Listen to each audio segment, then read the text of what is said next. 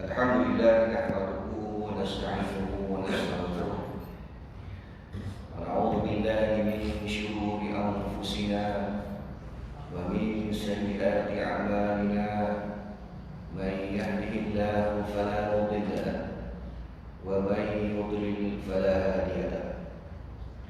Asyhadu an la ilaha illallah wahdahu la syarika lahu wa asyhadu anna Muhammadan 'abduhu wa rasuluh. Qala rabbi shrah li sadri wa yassir li amri wahlul 'uqdatam min lisani yafqahu qawli. Allahumma la sahla illa ma ja'altahu sahla wa anta taj'alul husna idza syi'ta sahla. Bismillahilladzi la yadurru ma'a ismihi syai'un fil ardi wa la fis samaa'i wa huwas samii'ul 'aliim. Bismillahilladzi la yadurru اسمه شيء في الأرض ولا في السماء وهو السميع العليم. بسم الله الذي لا يضر مع اسمه شيء في الأرض ولا في السماء وهو السميع العليم. Yang berusaha urusi saudara yang terkuasa masjid, tuan-tuan imam, tuan-tuan bilal, tuan-tuan, puan-puan yang dirahmati Allah. Syukur kita kepada Allah Subhanahu wa taala pada malam ini dipertemukan lagi kita, yang mudah-mudahan pertemuan kita ini diberkati, dirahmati oleh Allah Subhanahu wa taala. Ada yang tegur saya juga sudah berdarat, Ustaz. Posting dalam sangat tak datang. Yang dibuat mohon maaf, saya sebenarnya setiap minggu memang keluar daerah. Minggu ni baru balik, seminggu di Kuala Lumpur. Jadi memang kadang-kadang tak dapat untuk bersama-sama dengan tuan-tuan. Tapi alhamdulillah pada hari ini Allah berikan saya ruang untuk saya bersama-sama dengan tuan-tuan tuan-tuan pada malam ini. Tuan-tuan dan dirahmati Allah. Bersyukur kita kepada Allah SWT, Allah panjangkan umur kita, Allah berikan kita kesihatan yang baik. Walaupun dalam keadaan pandemik COVID-19, tapi kita lagi dapat bersama-sama ketemu. Walaupun tidak boleh berjabat tangan, tapi masih lagi boleh bertemu, boleh lagi meletakkan tangannya di dada, bukan di kepala. Jadi pertemuan kita ini disebut mudah-mudahan dirahmati, diberkati, dan kita sama-sama mendoakan kita dan juga sahabat-sahabat kita berada dalam keadaan sehat, insya-Allah. Tuan-tuan yang dirahmati Allah, pada malam ini saya bawakan tuan-tuan kitab Syama'il Muhammadiyah, sambung daripada muka surat yang ke-390. Tuan-tuan boleh dapatkan buku, tuan-tuan cari dekat badan buku, cari, beli, dan saya dah sebut banyak kali, belilah buku-buku yang macam ini. Mudah-mudahan buku ini, kerana kita tak boleh baca tuan-tuan, kita tak sempat habis baca, tapi mudah-mudahan dia menjadi jariah untuk kita, sebab kita tinggalkan antara benda yang memberi manfaat. Yang disebut dalam hadis kita, mata bin Adam iqta'u amalu illa min salat. Mati anak Adam ni 3 perkara saja yang tak terputus, iaitu pertama sedekah jariyatun, sedekah jariah. Yang kedua disebut amal soleh yang mulia, walad soleh yang mulia, anak soleh solehah yang mendoakan kedua bapa dia. Ilmu yang tahu, ilmu yang bermanfaat, ilmu apa juga ilmu yang kita beri kepada orang lain dengan ikhlas, itu juga ilmu-ilmu yang ada di dalam kita. Mudah-mudahan ilmu itu berterusan menjadi satu amalan untuk kita mendapat pahala daripadanya, walaupun yang membaca itu adalah anak-anak cucu-cucu kita di suatu masa nanti. Di tuan-tuan dan hati Allah, saya teruskan dengan ucapan Rasulullah SAW sebelum dan selepas makan. Sebelum makan dan juga selepas makan. Berada dalam hadis yang ke-178.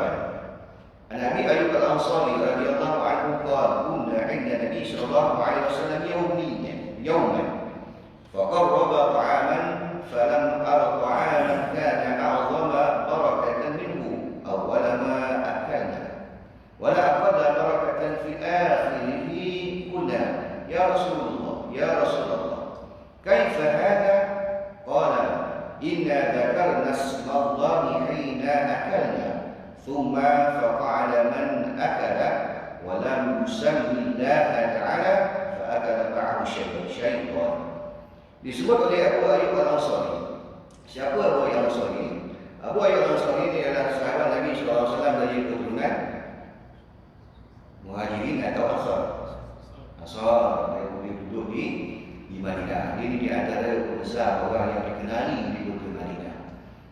Dalam riwayat disebut oleh Nabi SAW sampai di Madinah, semua di kalangan para sahabat dari golongan Ansar menyebut Nabi ke rumah baginda. Akan tetapi apa yang disebut dilepaskan unta baginda, sehinggalah di mana unta itu berhenti maka Nabi akan berhenti di situ. Di rumah siapa? Itulah di rumah Abu Ayyub Al-Ansari. Abu Ayyub Al-Ansari makamnya berada di Turki, di Turki, dan dijaga sehingga ke hari ini. Abu Ayyub Al-Ansari selepas Nabi wafat, satu ketika mana selepas kewafatan Nabi SAW, Sayyidina Umar radhiyallahu anhu pergi ke makam Nabi SAW. Dia melihat seorang lelaki yang sedang menangis teresa-esa di atas kubur baginda Nabi SAW. Apa yang berlaku tuan-tuan? Dia datang kepada orang itu. Bila dia pegang orang itu, maka dia lihat yang menolak itu adalah Abu Ayyub Al-Ansari. Begitu sayangnya Abu Ayyub Al-Ansari kepada baginda dengan menangis teresa-esa di atas kubur baginda kerana kerinduannya kepada baginda. Di tuan-tuan dan mati Allah disebut oleh Abu Ayyub Al-Ansari, iaitu beliau menceritakan, kami bersama Nabi SAW pada suatu hari, lalu dihidangkan suatu makanan kepada kami. Aku tidak pernah melihat makanan yang lebih besar barakahnya daripada makanan tersebut pada permulaan kami memakannya. Sebaliknya pula, aku tidak melihat makanan yang paling kurang barakah daripada makanan tersebut pada akhir kami memakannya. Kami bertanya, ya Rasulullah, bagaimana boleh berlaku begini? Ya, ini makanan ini permulaannya banyak barakah, tetapi pada akhirnya kurang barakah. Jawab Nabi SAW, kita telah menyebut nama Allah ketika kita mula makan. Namun di tengahnya ada orang yang baru duduk dan ia makan tanpa menyebut nama Allah, maka turut makan bersamanya, iaitu syaitan. Yang ini menyebabkan makanan itu hilang barakah. Sebab itu tuan-tuan dan puan Allah, Nabi SAW makan dalam satu bekas, dalam satu talam, maka dilihatnya makanan yang dimakan oleh Nabi itu bersih. Sebab itu kalau makan, kita kena makan dengan bersih. Maknanya kalau ada tulang itu, jangan dimakan tulangnya. Maknanya bersih itu maksudnya bersih.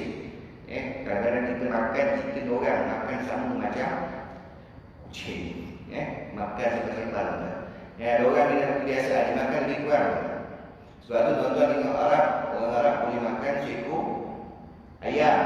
Kita pun dia ayam. Dia boleh makan seekor ayam, betul. Dia makan ayam itu tak besar tuan. Kalau dia makan ayam 2 kilo tu lah kita beli ayam makan kan. Ayam itu dimakan pun tak bersih macam kita. Kita kalau boleh makan, kalau tulang tu digigit-gigitnya. Itu orang Melayu. Dia harap tak, dia tak macam orang Melayu. Tapi nak sebut, bila mana kita makan bersihnya itu, kenapa? Sebab kita tak tahu barakah yang kita makan pada hari itu di mana. Di mana yang barakah yang kita dapat dengan sewaktu kita makan. Adakah barakah itu telah jatuh ke sebelah nasi atau di sebelah pinggan dan sebagainya, kita tak nampak. Baru disebut makan itu biarlah dalam keadaan bersih. Cuma masyarakat Melayu ni bila tengok orang makan bersih, dia kata apa? Apa sangat. Orang datang rumah kita makan bersih, tuan, sian. Apa sangat ini dah. Tak, sebenarnya bukan apa, tapi ini ikut sunnah Nabi SAW. Siapa yang nak mulakan? Kita kena mulakan. Baru anak-anak kita melihat apa yang kita lakukan. Baik, tuan-tuan dan mati Allah, kita berada pada hadis ini disebut menceritakan tentang sahabat Nabi SAW makan bersama para sahabat Nabi, makan bersama para sahabat baginda. Pada permulaan mereka makan, terasa keberkatan makan tersebut oleh para sahabat yang turut serta menikmati hidangan tersebut. Antaranya dengan Abu Ayyub Al-Ansari. makanan Nabi SAW. Namun di penghujungnya terasa pula kepada mereka keberkatan makanan itu berkurangan. Dia boleh rasa barakah makan. Apabila mereka bertanya kepada Nabi, Nabi menjawab, terdapat orang yang berharu. Yang ini tiba-tiba datang seorang yang terus serta makan bersama kita tanpa membaca basmalah, iaitu Bismillahirrahmanirrahim. Yang terdapat seterusnya dia kata, maka ia mengundang syaitan untuk makan bersama-sama, menyebabkan hilang keberkatan daripada makanan tersebut.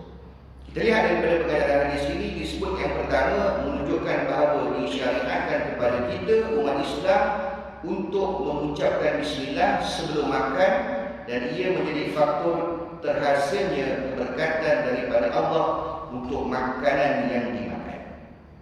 Perhatikan apabila ditanya kepada Nabi, mengapa makanan yang akhir tidak seberkah makanan pada awal, yang ini ketika mula-mula makan, maka Nabi menjawab, kesan daripada tidak membaca bismillah.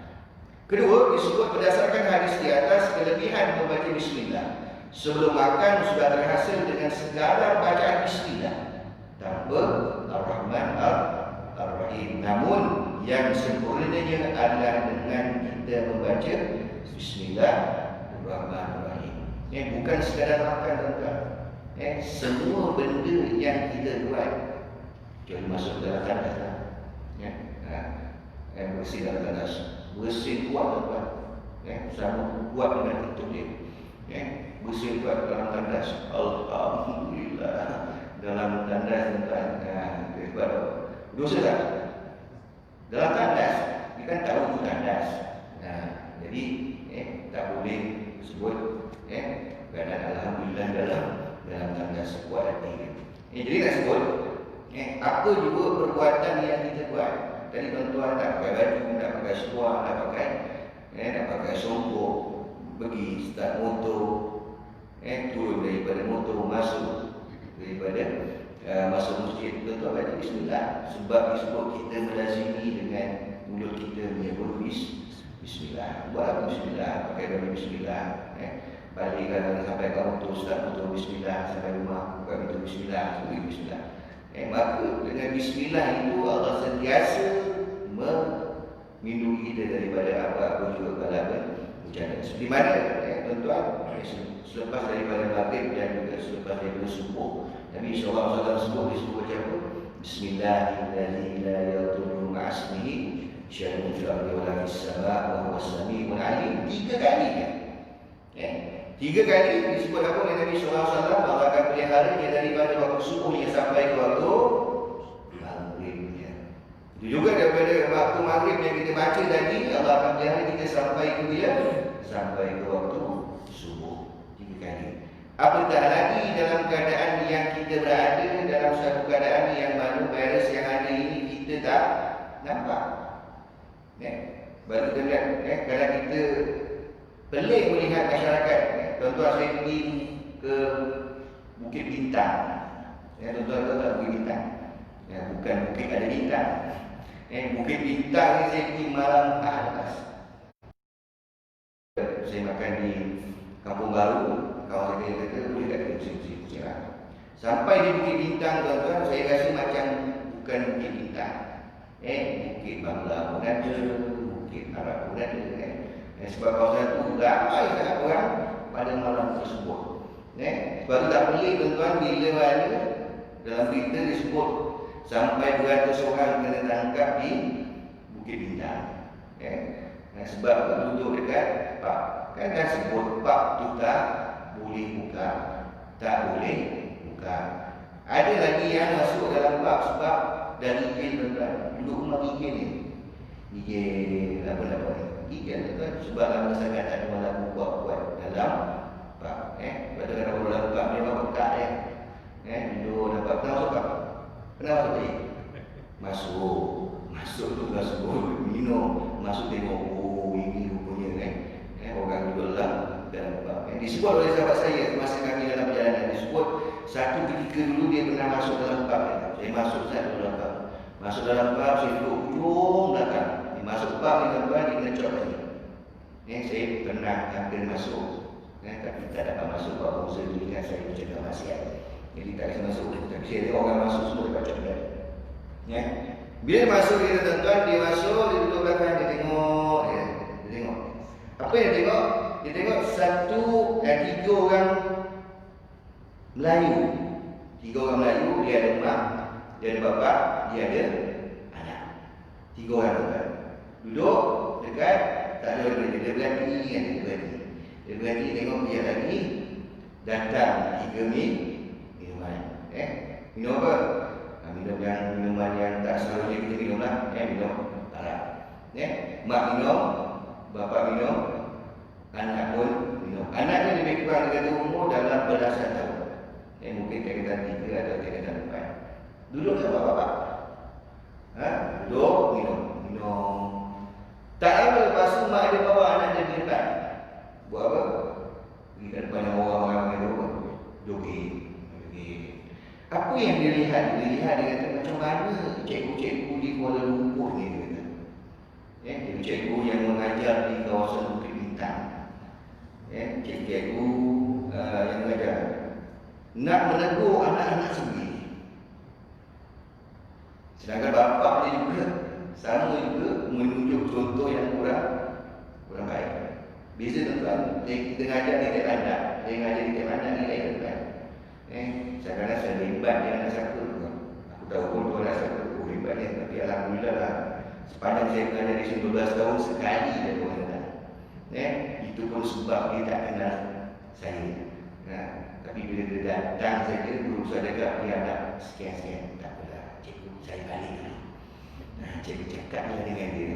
Itulah sekali, seminggu selepas saya mengajar di sini, pada 22 hari bulan 2 2045 ya. Tuan datang. Ini tengah ni. Sebab saya cubit anak dia biru. Mulut saya pula jahat betul. Saya ingat siapa yang degil, saya cubit. Sebab tangan saya ni tangan berapi. Kalau cubit mesti biru. Ramai 6 orang kena cubit, dia seorang biru. Tapi kulit tak macam apa, dia seorang biru. Dia tak biru. Itu di mana? Di Kulat, di Johor Bahru, di Kuala Lumpur. Tuan-tuan bayangkan bagaimana cikgu pendidikan Islam yang nak ajar anak-anak yang ada dalam kelas, nak ajar ngaji, nak ajar semayang, nak ajar subjek pendidikan Islam dekat sekolah. Sedangkan dalam keadaan kita lihat sekarang ni, beberapa orang kita yang nama Islam ni bila lahir Islam, asalkan letak nama bagus, letak nama baik. Okey, Islam besar. Bila lagi Islam nak kahwin, Islam pandai pula nak kahwin, Islam. Saya sunat. Ada juga yang tak sunat tuan-tuan. Betul. Ada orang kita yang tak sunat, tak? Yang tak kahwin tuan-tuan, ini betul. Ada orang kita yang tak sunat. Orang Islam Melayu yang tak sunat. Bila mana dia masuk tentera, saya pernah dengar masuk tentera rugi tak dengar. Kantul. Tapi sekarang ni kita lihat orang bukan Islam pun juga berkhatam. Sebab apa kata bermasjid. Yang ketiga, bila Islam. Bila Islam ni? Bila mati dia baru negasi Islam. Itu pun kadang siap orang nak semayang pun dekat tak ada orang nak datang. Sebab apa? Sebab tak pernah nampak pun. Dan duduk kat satu taman tu 15 tahun tak pernah nampak pun semayang. Contoh. Jadi nak sebut Islam ni 3 je artinya.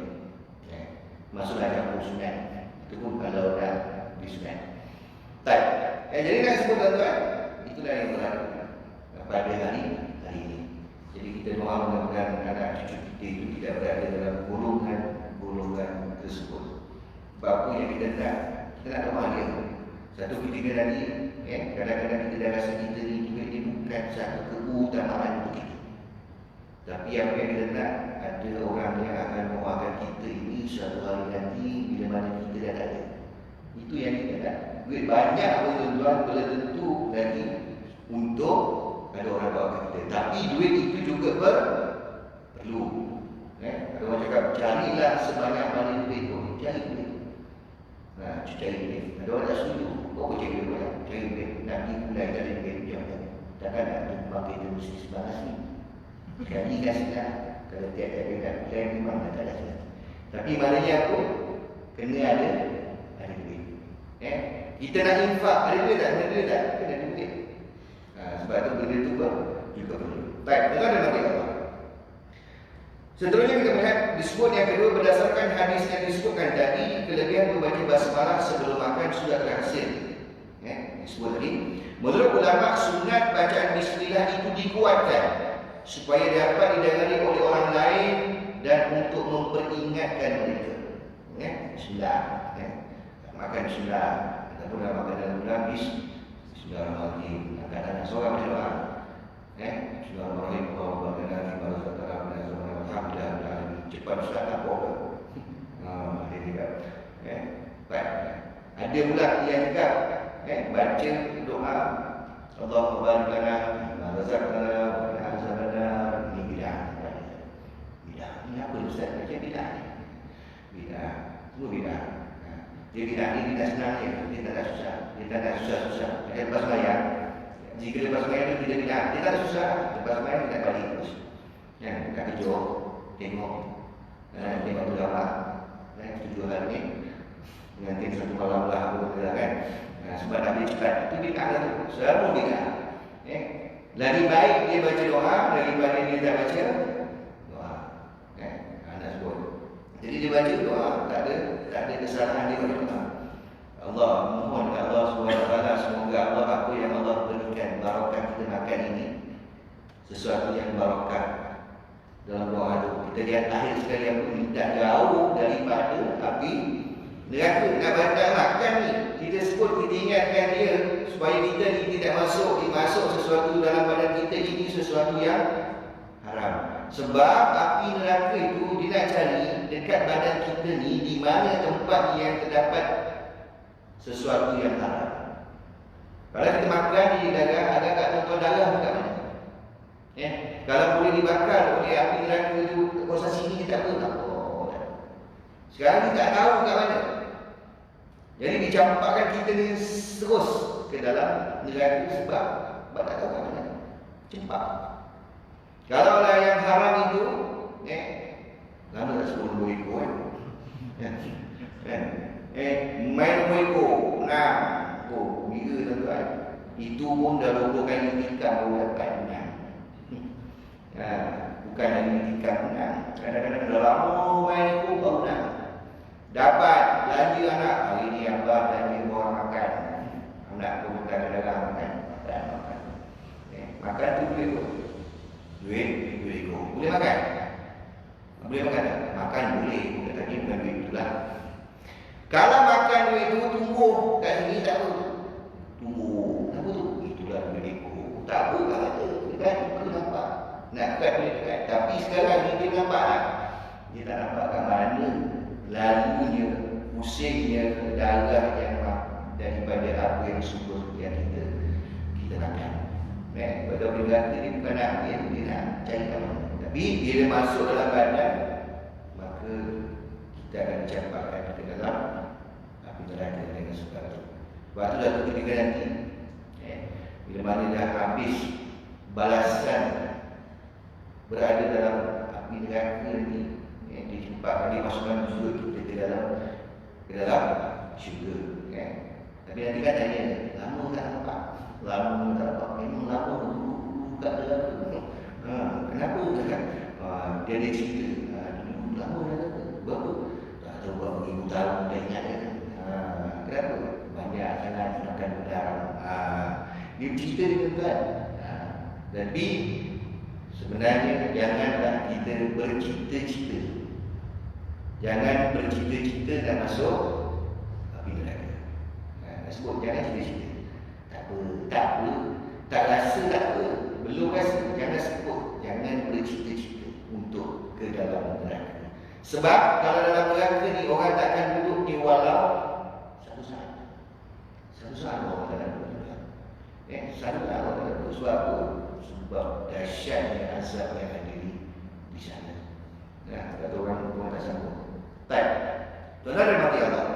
Seterusnya menurut pandangan Imam Syafi'i, jika sekumpulan orang menikmati suatu makanan secara bersama dan serta, memadai dengan seorang daripada mereka membaca bismillah, dengan itu gugurlah tuntutan membaca bismillah daripada yang lain, iaitu yang turut hadir ketika bismillah dibaca, dan syaitan tidak akan dapat makan bersama mereka.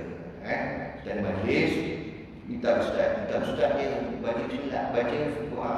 Tak payah ustaz orang pandai baca doa kan. Dah kata baca doa kan. Itu pun salah. Dalam diri kita pun salah. Allahumma barik lana fima, ada ya. Allahumma barik lana fima razaqtana. Ada saya bawakan di sini salah ni. Baca dia salah. Allahumma barik lana Allahumma barik lana fima razaqtana wa qina adzabannar. Dan sebagainya doa pun ada salahnya. Tapi dah sebut, bila mana yang ramai-ramai makan, seorang baca doa makan, maka dia sebut apa?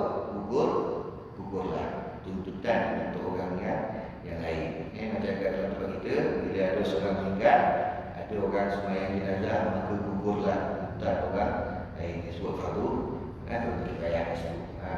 Jadi sama, bila mana makan dalam keadaan orang yang ramai, maka kalau nak baca bismillah, bukan nak baca bismillah, kalau ada orang yang duduk bangun tiba-tiba baca bismillah, baca doa makan, buka puasa kan, Allahumma lakal sunnah wa bika amanna wa ala syafna wa rahmatika ya rahim, Allahumma nas'aluka salamatan fid din wa najatan fil mu'afiyatan fil jasad wa ghilatan fil 'ilmi wa ilmi. Kurang ni baca lagi doa lain, 15 minit. Kau kata orang tunggulah, tak kau dengan kering turun makan. Jangan buat kan. Buka puasa baca doa 15 minit. Tak tunggu tuan. Sebab apa dia kata? Nak sama dengan Kedah.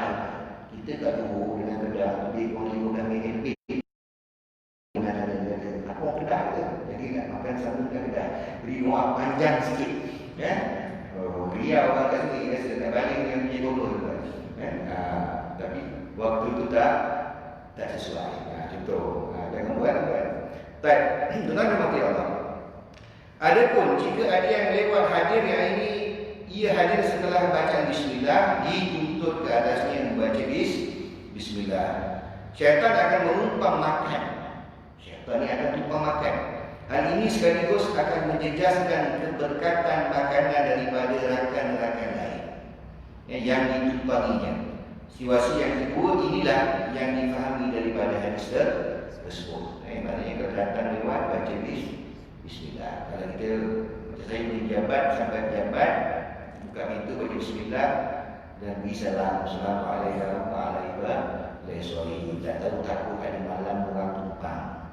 Tadi saya punya pekerja, dia kata Ustaz ni ada buat perempuan tu masuk dalam bilik Ustaz.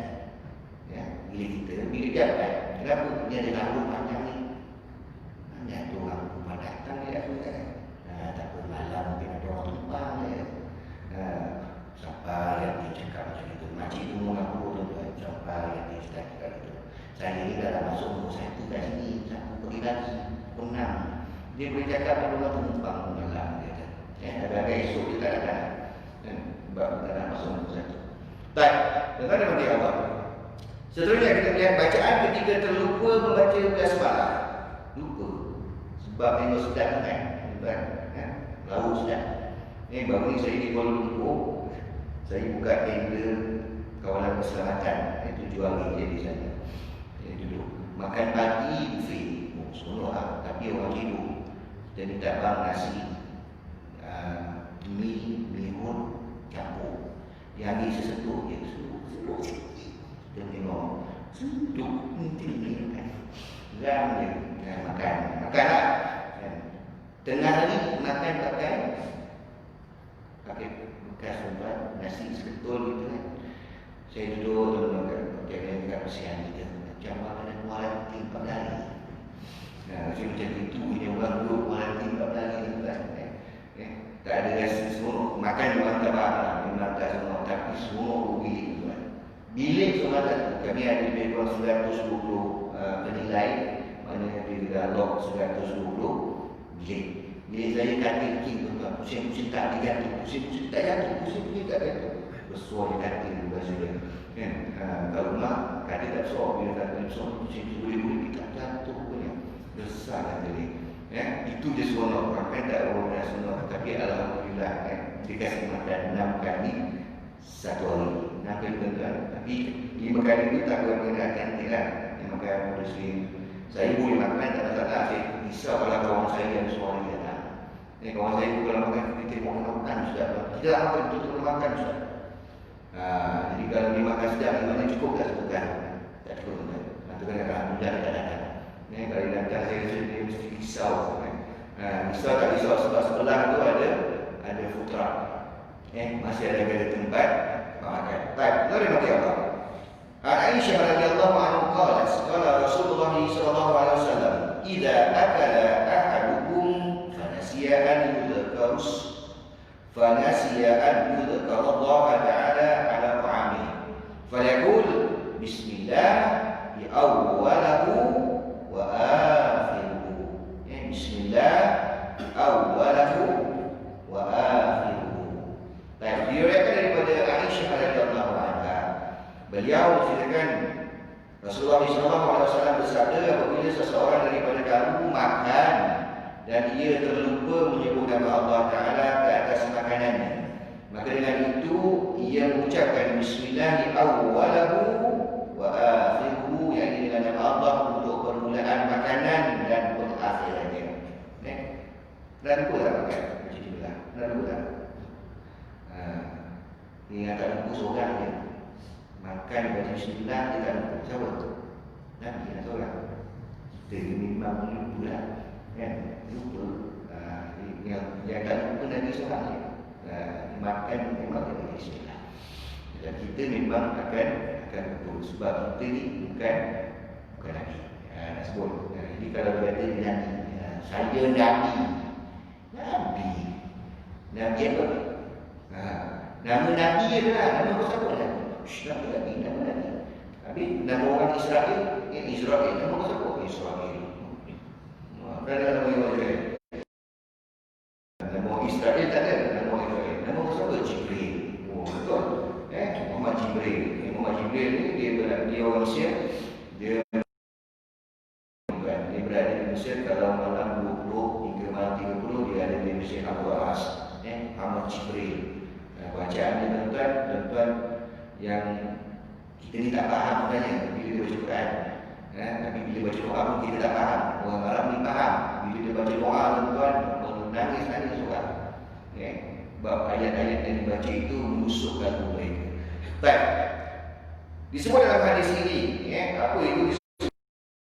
Apa yang harus dilakukan apabila terlupa membaca bismillah pada permulaan kita makan, iaitu dengan adalah baca bismillah awwaluhu wa akhiruhu. Dengan bacaan tersebut kita mengembalikan kepada Allah untuk makanan yang telah dimakan dan yang bakal kita makan.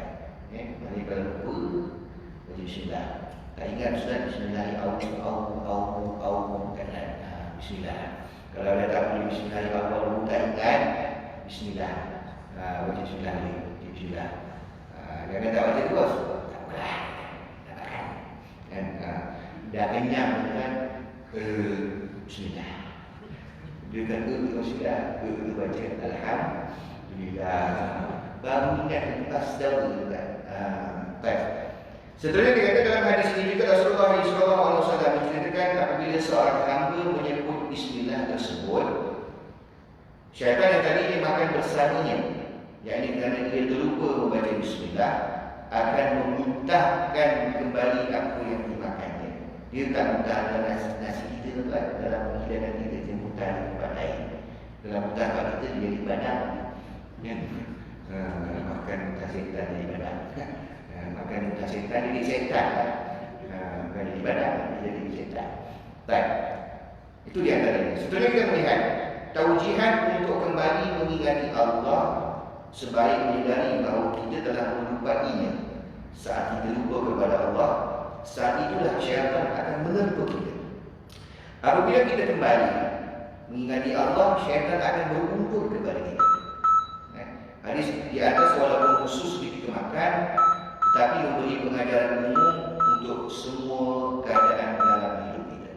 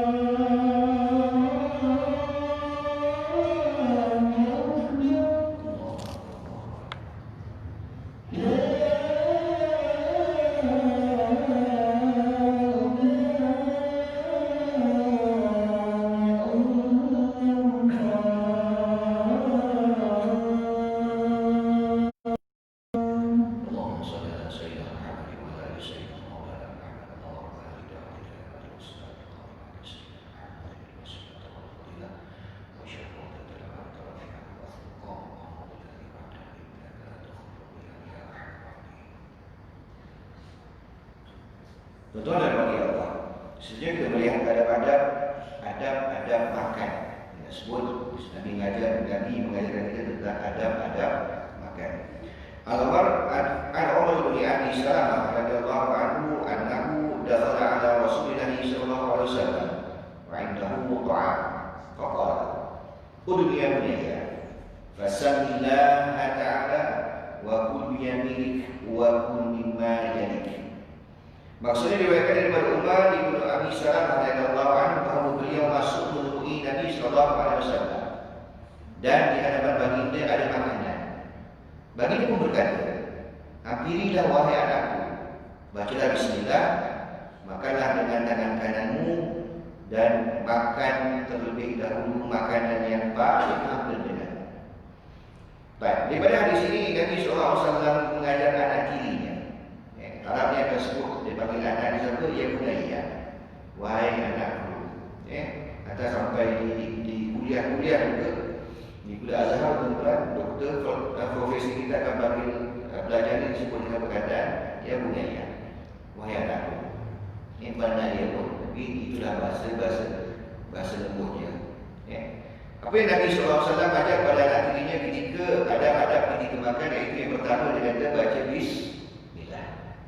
Kedua dia kata makan dengan tangan kanan, makan menggunakan tangan di sebelah kanan. Ketiga dia kata makan makanan yang ada di hadapan terlebih dahulu. Makanan yang ada di hadapan kita terlebih dahulu. Makan bukan. Sekarang pakai dum, pusing. Ini pusing. Buat main tak pusing. Bunyi budak-budak semua orang tua semua main dum dah pusing di bawah. Macam orang sembahyang Jumaat. Sampai ada jadah. Ini pun boleh buat main. Imam khutbah dia sibuk main. Tak cegah.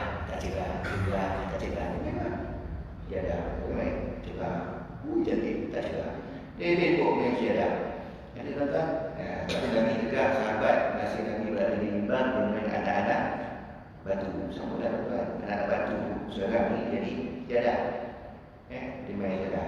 Dia hintis jadah. Dia tolak cantik, tolak ni. Dia buat dia tak mati. Kau boleh buat tu lah. Bukan budak tuan, budak 40 tahun. Budak 50 tahun. Tak ada orang. Dia 10 tuan. Maka dekat situ juga disebut menggunakan pahala Jumaat. Bila mana imam ada atas mimbar, kata kita berzikir pun disuruh kita berhenti. Jangan duduk berzikir subhanallah. Disuruh berdengar, bukan suruh berzikir. Waktu itu disebut waktu itu kalau kita tegur orang, dia tak ada dapat pahala. Waktu imam ada atas mimbar, kita tegur orang, dia tak ada pahala. Hatta kalau kita zikir pun dia tak dapat seperti pahala di waktu imam sudah bukan berada di atas mimbar sedang berkhutbah. Sebab itu hadis disebut apabila imam sedang berkhutbah. Jangan sebut apabila imam sedang membaca khutbah. Tak, imam tak baca khutbah. Yang dibaca itu sebagai panduan. Duduk atas mimbar tuan tengah baca cakap, contoh tak ada teks cakap cuba tengok orang semua tengok. Dia tengok orang tengok. Sebab apa dulu. Jadi dengan adanya teks itu sebagai panduan dia boleh sambung bacaan kalau apa yang dia nak sebut tu kalau dia terlupa. Tapi dalam hadis disebut ketika imam sedang berkhutbah. Jangan sebut imam sedang membaca khutbah. Imam ada baca khutbah. Tapi bukan hadis itu membaca, tapi dia sedang berkhutbah. Baik. Tuan-tuan dan bagi Allah. Dia dah sebut tadi makanan yang ada di depan kita, maka makanlah yang ada di depan kita dahulu. Kalau makan dalam bulan, ambil yang tempat dulu. Jangan ambil ni orang ayam orang besar. Sekarang ni ada viral baru nasi. Apa nasi ayam seekor. Jangan ambil banyak. Ramai orang ni pantang buku semua pergi. Ayam lah. Apa? Dah pergi. Tak silap saya jalan pergi panjang tuan. Tak pernah jumpa. Pokoknya baru minggu. Ramai lah nak lawan kali kambing 4 hari. kambing yang ayam, nasi ampun kita, ampun ni, yang ayam aku dah tahu orang nak makan. Orang Melayu kan gitu, kat Kilang ramai orang makan. Orang dari kita kat Kilang pun ada udang ni Bandung udang apa nanti. Nanti anda ada dulu kan, udang ini, ya tentu yang tu. Apa tu? Amitabha. Kan Amitabha dalam tu ada apa? Ada pokok bulu. Ramai orang datang buat gambar. Orang tiada tak pernah gambar kan. Lalu tulis. Orang luar datang kan. Jam kau tu. Kenapa? Nak gambar-gambar. Kawan suka sangat buat tak. So dia kata makan dengan tangan kanan, sebahagian ulama menyatakan perbuatan tersebut adalah sunat dan ada yang menyatakannya wajib. Makan tangan kanan. Yang ini berdosa sesiapa yang makan dengan tangan kiri sedangkan ia mampu makan dengan tangan kanan. Imam As-Subki mentarjihkan pandangan yang menyatakan sebagai wajib kerana terdapat ancaman yang jelas dari Nabi SAW terhadap orang yang makan dengan tangan kiri, dan juga terdapat arahan daripada Nabi SAW, iaitu Nabi SAW, "Idza akala ahadukum falyakul biyaminihi wa idza syariba falyashrab biyaminihi fa inna syaitana ya'kulu bishimali wa yashrabu bishimali." Maksudnya apabila seorang daripada kamu makan, makanlah dengan tangan kanan. Apabila ia minumlah ia dengan tangan kanannya.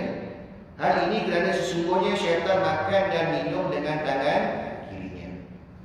Ada orang kidal tak? Orang kidal. Dia makan, tak nampak dia makan tangan kiri, dia makan pakai sudut. Jadi, bahasa saya anak saya pun kidal. Kalau aku dulu saya pun kidal. Kan? Kadang-kadang tengok, kanan kiri kat sana. Jadi Nabi kata ada setengah pendapat kata hukumnya haram kita makan dengan tangan kanan, tangan kiri. Baik. Seterusnya kita lihat bagi yang berpandangan makan dengan tangan kanan adalah sunat.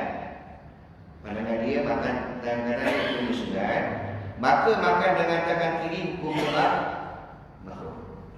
Tapi yang cakap makan tangan kanan sunat, pandangan maka pakai tangan kiri hukumnya makruh.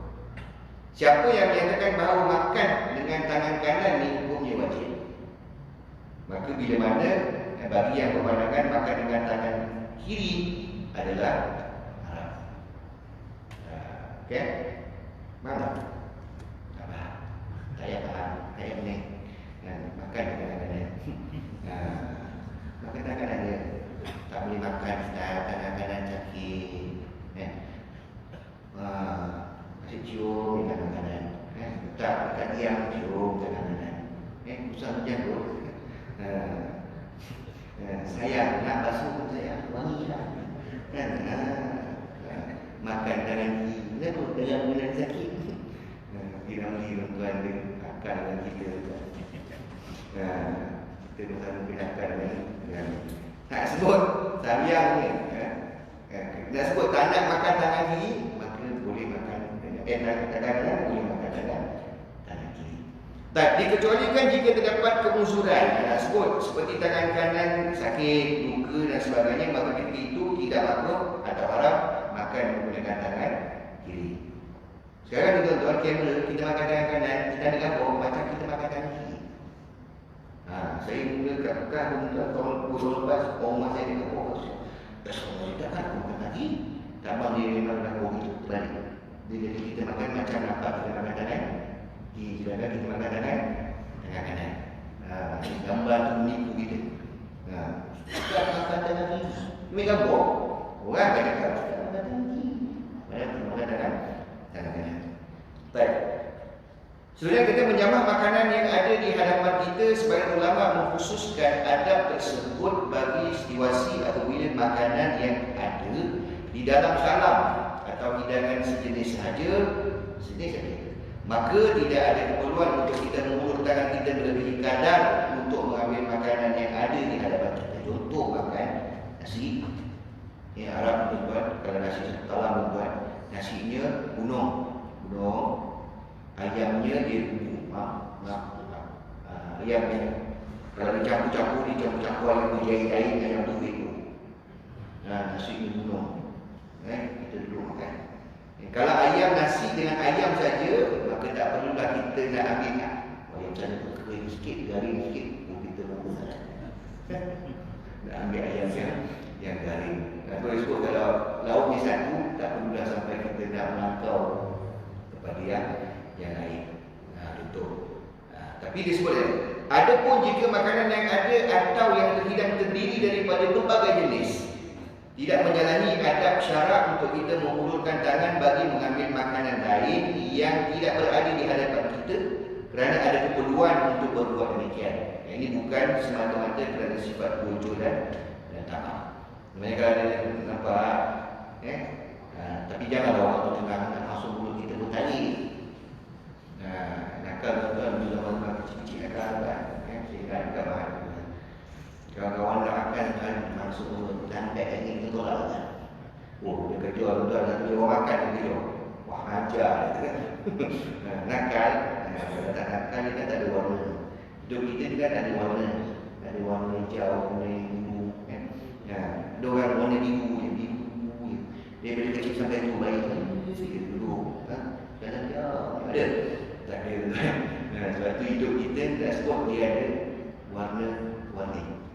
Ada warna-warni, ada orang suka gembira, sedih. Itu dah disebut warna-warna gembira. Baik, tuan-tuan dan mati Allah. Sedang kita melihat daripada hadis di atas bagaimana Nabi SAW didik budak kecil. Anak kecil, iaitu didikan dengan penuh kasih sayang apabila Nabi panggil dirinya disebut dengan anak. Hampirlah wahai anakku, dan secara amali atau praktikalnya, yakni dengan adab-adab ketika makan dijelaskan Nabi pada sisi makan. Budak kecil ni dia cakap, bila kita makan, dia cakap makan tangan kanan. Kat sekolah pun cikgu ajar makan tangan kanan. Balik rumah mak dia cakap makan tangan kita, cikgu cakap tangan kanan, walaupun mak dia cikgu. Sebab bila dididik budak kecil kan, bila diajar di sekolah, dia akan cakap cikgu betul, walaupun cikgu tak berapa betul.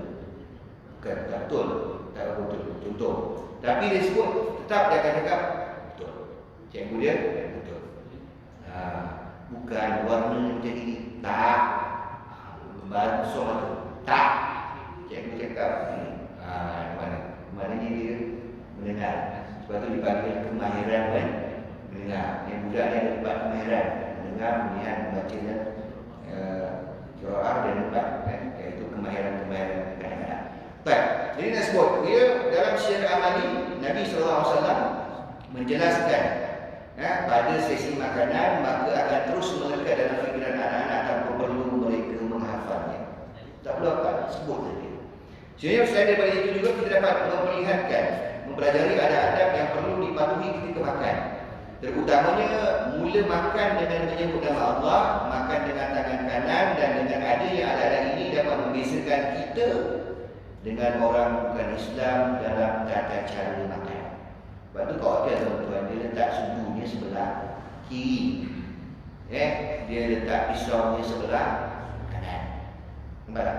Dia suruh kita potong pakai tangan kanan, tapi cucuk dia masuk mulut pakai tangan kiri. Itu memang ini. Tuan-tuan doktor juga. Boleh tak potong? Bukan sekadar potong, makan pakai tangan boleh. Aku beli apa? Makan pakai tangan. Bukan waiter tu kata, no. Tak ada. Berapa risau ni? Makan. Sebab tu saya ingat tuan-tuan, bila mana Habib Umar dia kalau turun di Mesir tu kan, Habib Umar di Yaman kalau turun, dia akan duduk kat hotel ni dekat baru. Tapi baru ni kosong tuan. Ada kapek. Dia duduk sini semua orang. Kat belakang bukan artis-artis Mesir tu ikut sekali tuan. Saya pernah berkali sini. Kita duduk tengok dia. Dia tengah kuliah ni. Kuliah kat hotel tuan. Bukan kuliah kat masjid, kuliah kat hotel. Sebab ni memang orang kaya. Di rumah dan semua ni memang orang kaya. Ada keluarganya ni, ada bisnes besar. Jadi kalau kau nak dakwah pun tidak dakwah. Kita orang duit kita orang jadi. Kau nak berapa pun kita orang kasih. Sebab tu ada ahli tuan-tuan bapa itu adalah di antara bekas menteri. Satu ketika saya kerja dengan dua ceramah ni tuan-tuan, bapa dia datang berbangga tuan-tuan. Sambung bapa dia dulu, kasih bapa dia dulu sudah. Sambung lagi. Sambung lagi dunia kuliah. Sampai selesai kuliah, kasih makan. Makan pakai dolar. Makan kat bawah. Semua makan pakai dolar. Tak ada makan atas ni, semua makan dekat atas pakai tangan. Itu yang berlaku Mesir. Siapa yang dia habai? Dia habis Umar, habis Ani dan sebagainya. Dan lain-lain. Bagi orang akan datang Mesir, dia tak tahu dulu. Jadi nak sebut makannya itu walaupun di hotel, tapi tetap makan dengan dolar dan dengan tangan. Baik. Tuan-tuan dan puan-puan, seterusnya kita melihat ucapan selepas daripada makan. Ucapan selepas makan disebut Nabi Sa'id Al-Khudri radhiyallahu anhu qala kana Rasulullah sallallahu alaihi wasallam idza faragha min ta'amihi qala alhamdulillahilladzi at'amana wa saqana wa ja'alana minal muslimin atau muslimin. Diriwayatkan daripada Abu Sa'id Al-Khudri radhiyallahu anhu, beliau menceritakan Nabi SAW apabila selesai daripada menikmati makanannya, bagi dia membaca kita baca alhamdulillah dari at'amana wa saqana wa ja'alana minal muslimin. Maknanya disebut segala puji bagi milik Allah, segala pujian milik Allah, Tuhan yang memberikan kami makan, memberi kami minum, dan yang menjadikan kami orang-orang Islam. Itu yang dibacakan. Sekurang-kurangnya kita baca apa? Alhamdulillah. Baik. An Abi Umamah radhiyallahu anhu qala kana Rasulullah sallallahu alaihi wasallam idza rufi'atil ma'idatu min baini yadayhi yaqul alhamdulillahi hamdan katsiran thayyiban mubarakan fihi wa rabbul da'in wa la mustaghna anhu rabbana. Diriwayatkan daripada Abu Umamah radhiyallahu anhu menceritakan Nabi sallallahu alaihi wasallam apabila selesai makan dan diangkat hidangan daripada hadapannya, maka Nabi sallallahu alaihi wasallam akan membaca alhamdulillah hamdan katsiran thayyiban mubarakan fihi ghayra wad'in wa la mustaghna anhu rabbana. Segala pujian milik Allah, pujian yang banyak dan baik atau bersih daripada riak dan sebagainya yang diberkati padanya, yang tidak ditinggalkan, iaitu yang terus diucapkan, dan ada dan tidak dapat lari daripadanya, yakni menggantungkan kepadanya, yang ini bergantungan kepadanya, wahai Tuhan kami. Yang disebut ayat ini, kalau kita lihat semula kita lihat alhamdulillah at'amana wa saqana wa ja'alana minal muslimin. Satu lagi disebut alhamdulillah hamdan katsiran thayyiban mubarakan fihi. Ayat yang disebut alhamdulillah hamdan katsiran thayyiban mubarakan fihi ini disambung dengan satu cerita daripada Nabi sallallahu alaihi wasallam sedang solat bersama dengan para sahabat. Ismail dengan para sahabat.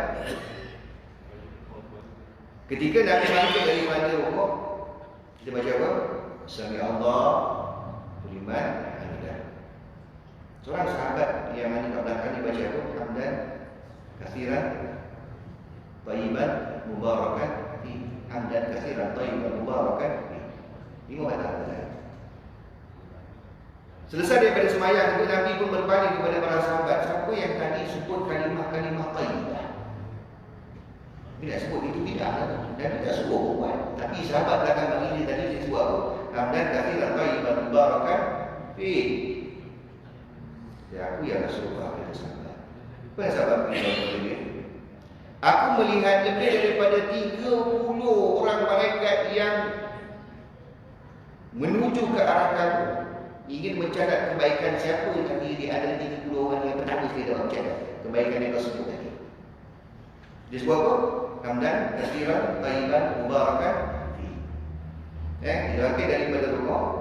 Sami Allahu liman hamidah. Kita baca apa? Sami Allahu liman hamidah rabbana lakal hamd. Hamdan katsiran thayyiban mubarakan fi. Ini mengatakan. Ini patah ni Nabi sebut, dia nampak. Nabi nampak malaikat Nampak malaikat yang nak menulis kebaikan yang kita sebut tadi daripada ucapan-ucapan thayyibah. Tak banyak, 5 kata. Hamdan katsiran thayyiban mubarakan. Pas daripada rukuk naik, setiap kali itu sebut hamdan katsiran thayyiban mubarakan. Ini memang yang disebut dekat ayat tersebut. Begitu juga selepas daripada makan. Alhamdulillah lillahi ahad, alhamdulillah hamdan katsiran thayyiban mubarakan.